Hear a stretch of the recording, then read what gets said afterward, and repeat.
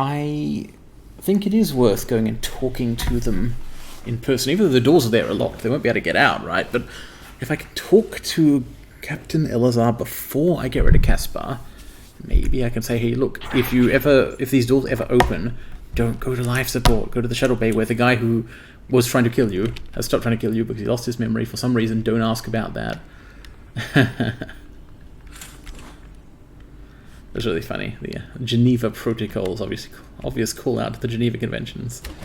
So, I'm guessing that mind-wiping someone by abusing neuromods is some kind of war crime equivalent act. And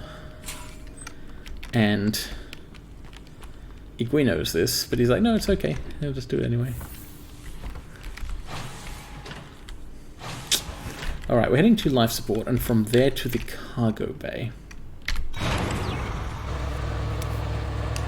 Not just going straight outside, even though it means I can't talk to Alex at the moment. I will be so pissed off if, for some reason, like, I've got this guy now waiting. Well, he will shortly be waiting in a shuttle ready to evacuate people. Hopefully he doesn't listen to that message from William Yu. If for some reason this results in... If they still insist on going somewhere dangerous first instead and dying, that will suck. But it will also kind of suck if this works.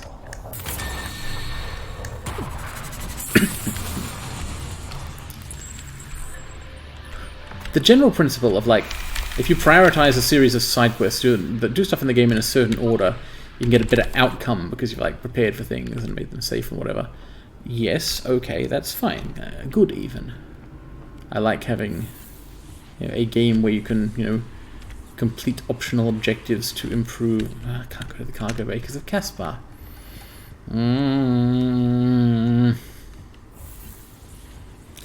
Can I get into the cargo bay the other way? Surely not.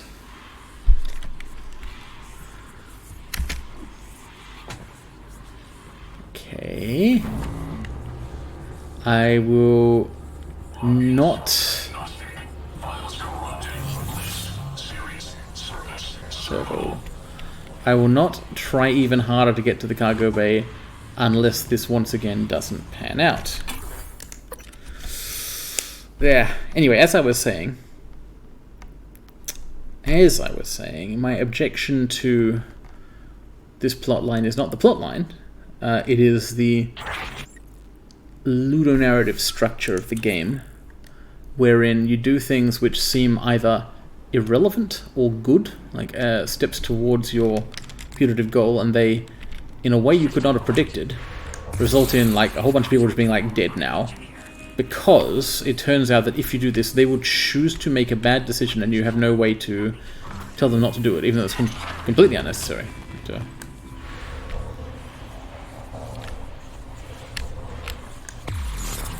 yeah. That I don't like. Requesting new operator.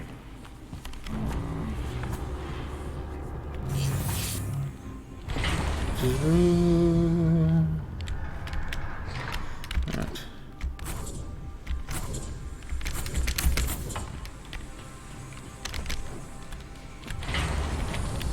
I suppose the other thing I can try, probably futilely, is to go back to life support myself and once again clear out the Typhon there. More thoroughly than before.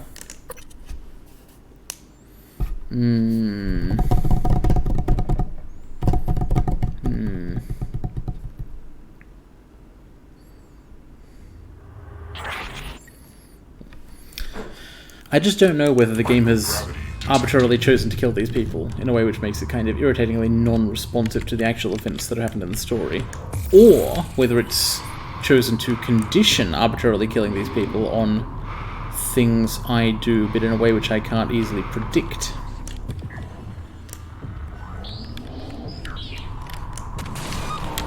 I do not know the answer to that. But I did remember not to fly up to the explosion this time. Which is good, because those things give you a whole bunch of QB memo. Alright, let's once again fly up the side of the station towards the tech officer.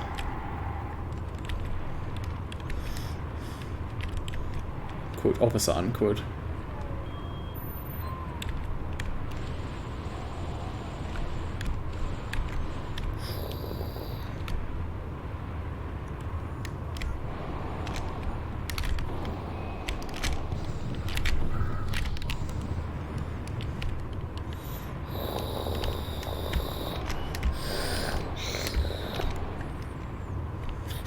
Jet maneuvering noises. It sounds cool, okay? And I really don't have anything else to ow. I was gonna say I don't have anything else to say on the question of this subplot's resolution until I know more about the possibilities. So, I do have 2 backup plans if it doesn't kind of work out this time, but I'm quite dubious about both of them. Kind of low probability things. So, in fact, let's save here. And now, go zap Caspar. No real need to hack him. Same outcome. Server arcs F13 to F21 ripped.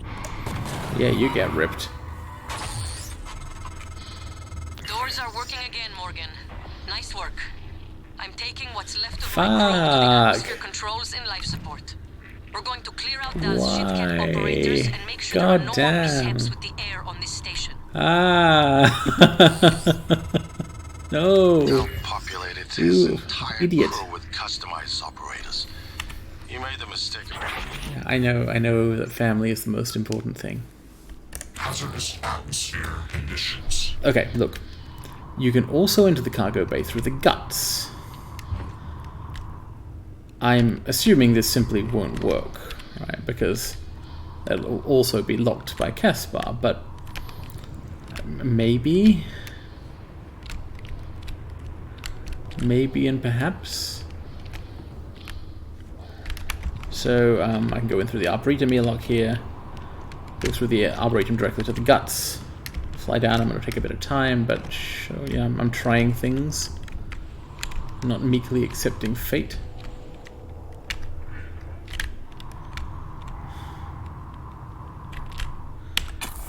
The fact that fewer of them died, because after I went in there first and knocked out Dahl, makes me question, what if I go back there myself and make sure to kill every operator and every Typhon in the region? All of them was between life support and between air filtration and the cargo bay. Would this have any effect? I don't know, but maybe.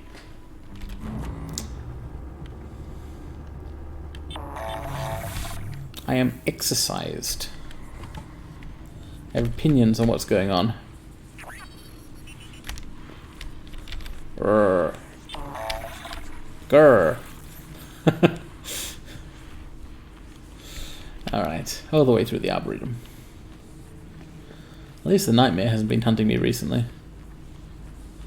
I've even got 1 chance left to scare it off.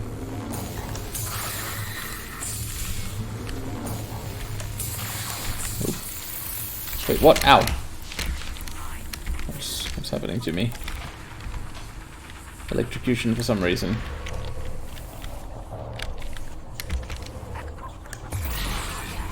Do these operators zap you?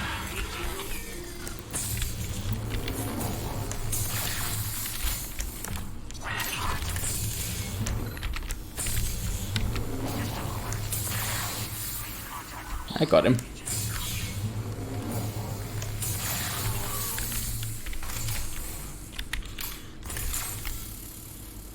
I'm not sure whether there was a Typhon here at some point then. Yeah, it was like a Voltaic Phantom's electrocution, but I guess it was just one of the armaments of the military operators. They are kind of cool, those guys. Certainly if you want a robot that fights wars, we're going to see that they're useful ones. Not as dangerous as a human soldier with comparable armament would be, for sure, but they can fly. Perhaps a human soldier could wear some kind of levitation setup that uses the same technology. Right. Microgravity detected. Once more into the breach. Not that there's a hull breach here, but it's a There's microgravity. On the way, I'll hope to encounter an engineering operator. Thanks. Compensating for the several times I rammed my suit directly into walls. Thanks.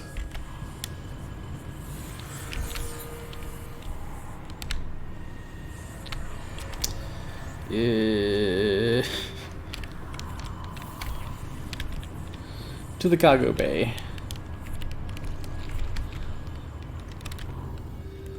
Yeah, it could be that it's nothing to do with timing.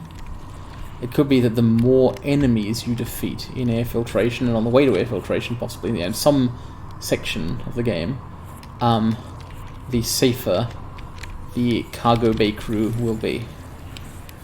That would... oh.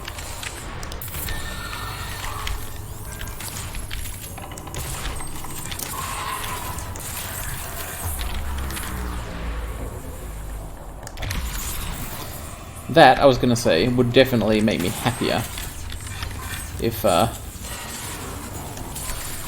it's all based on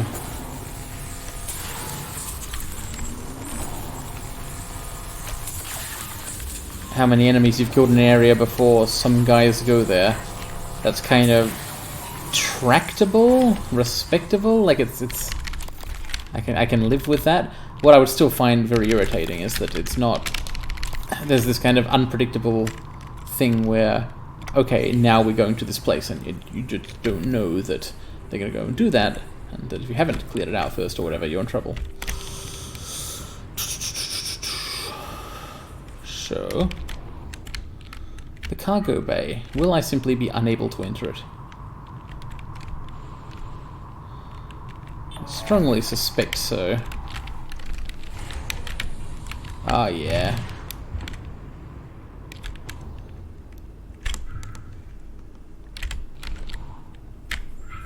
Caspar. So, I cannot go into the cargo bay and warn Sarah about life support. All I can do is go myself to life support, which I will do in the hopefully least roundabout way feasible here. Through the shuttle bay, I guess. But, oops.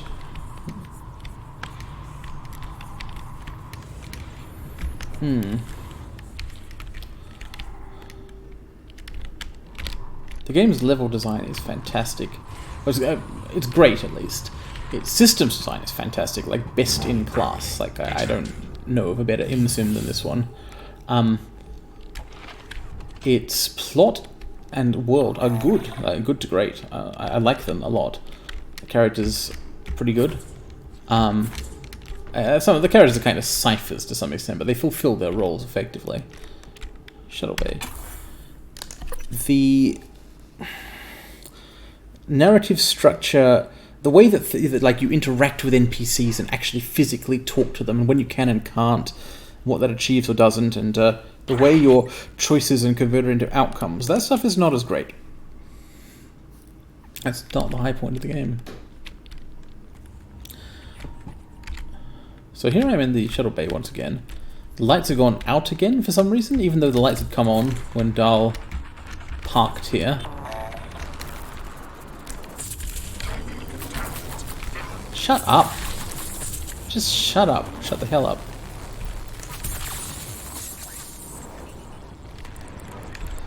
Okay.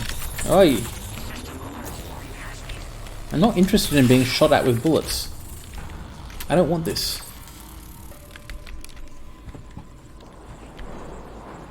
I'm not sure. I haven't got my helmet up, but it does seem like the power here is gone off again. So I don't quite know what's up with that.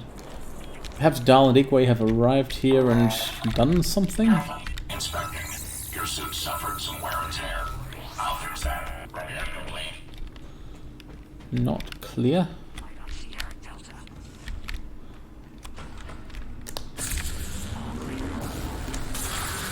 I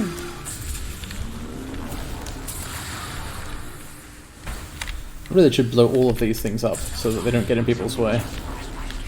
I mean, that's like my kind of last resort here of ways to stop people from getting killed is kill the things that might otherwise kill them. But the trouble is that the enemies respawn in this game, to some extent. And it's not like you have information available on whether they are or aren't going to respawn. Yeah. While I'm here, I'd better get into Dahl's cargo bay. Can I get rid of this message? Because if he hears this, he's going to be like, hang on. Transfer file. I guess it's... Well... It's been transferred. If he can still read it, we may have problems. We'll see. Not the major issue.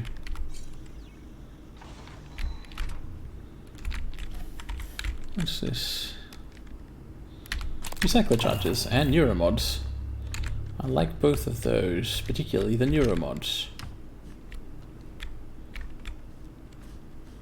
Cool, it's just cargo. That makes sense. That's what you'd have in a cargo hold. Just let's not let the guy know we rifled it. Okay. His shuttle's only somewhat bigger than an escape pod, but it is bigger.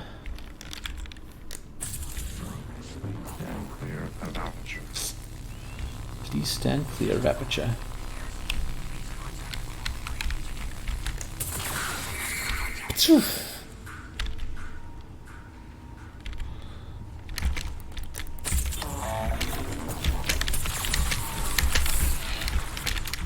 Did manage to get away from it as it was going to explode. There are so many of these things. Oh shit! I ran out of disruptor batteries. Oh no! Okay, let's leave. Wow, that really puts a crimp in my plan to go and destroy all the operators in life support, doesn't it?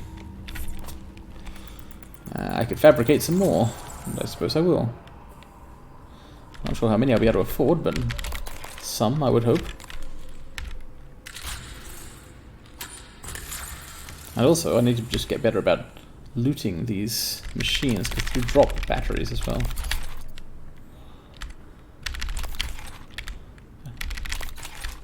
Yeah, this is helping a lot, actually.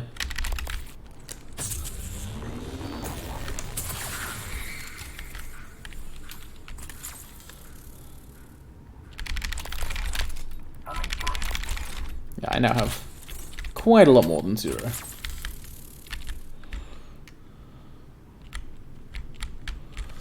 Okay.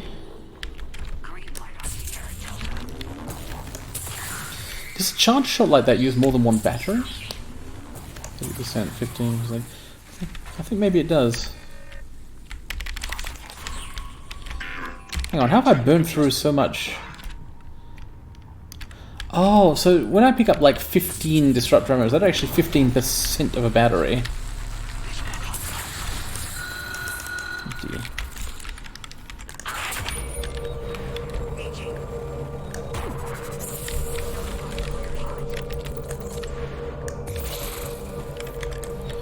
This stuff I can regenerate.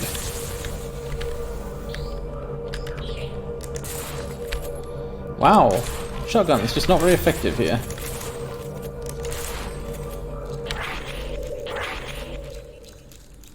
There are so many of them flying around there. Whatever, life support is my priority right now. But yes, good to know about disruptor batteries. I spent the whole game building these things up and not using them until like 2/3 of the way through, so I didn't really have a good sense of how you obtain and then spend disruptor ammunition. I didn't realize I was kind of collecting fractional battery charges. I had this high number, like 1500 or something, but 1500% is actually only 15 batteries, and I was using 15% of a battery per charge shot. So, quick run up to Morgan's office for fabrication of more batteries.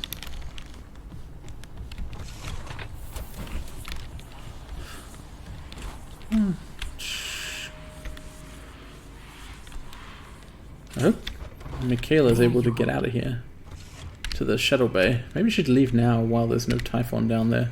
Although the shuttle bay is full of robots. I hope Dahl can order them to desist or something.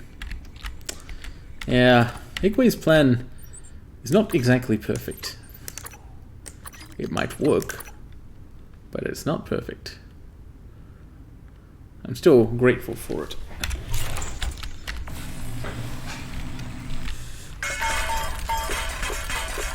Collect.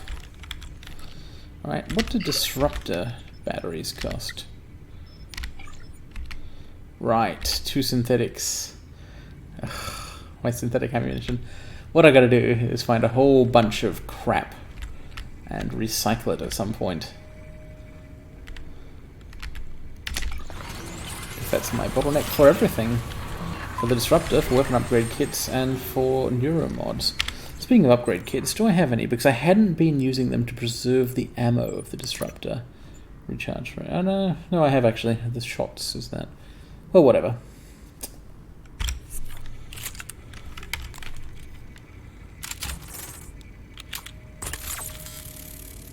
Full battery and half of battery left. Not so great. Coral. Actually quite great. The trouble is, I used Machine Mind on a bunch of guys in life support to avoid having to bother killing them. And also just evaded some others, and I'm now kind of desperately hoping that this is the factor in what gets everyone killed. So I will actually need to use these batteries. Come on. Thanks. Good afternoon, Talos. Safety aboard Talos 1 is everyone's responsibility.